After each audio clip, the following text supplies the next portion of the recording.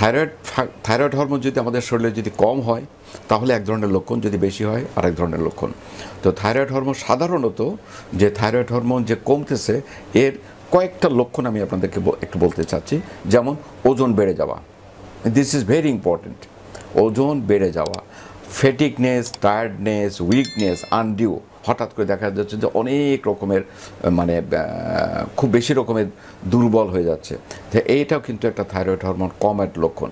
এবং আরেকটা জিনিস হতে পারে যেমন কনস্টিপেশন হতে পারে, মহিলাদের ক্ষেত্রে পিরিয়ডের সমস্যা হতে পারে, একটু ব্লিডিং একটু বেশি হতে পারে, চুল পড়ে যেতে পারে, অ্যালোপেশিয়া যেটা বলা হয়।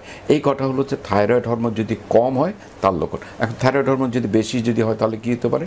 ঠিক তার অপোজিট বলতে কি, এখানে কিছু ইরিটেশন হবে, তারপরে প্যালপিটেশন হবে, তারপরে এখানে ডায়রিয়া হতে পারে, ওয়েট লস।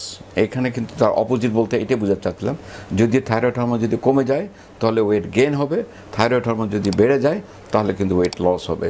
তো এই কটা জিনিস যদি আমরা যদি লক্ষণগুলো বুঝতে পারি তাহলে আমরা কাল বিলম্ব না করে আমরা প্রাথমিকভাবে একটা মেডিসিনের ডাক্তার, এবং মেডিসিনের ডাক্তার যদি মনে করে যে একটা হরমোন স্পেশালিস্ট ডাক্তারের কাছে পরামর্শ নেওয়া দরকার, তখন উনি অ্যাকর্ডিংলি একজন এন্ডোক্রাইনোলজিস্টের কাছে পাঠিয়ে দেবেন। Thank you.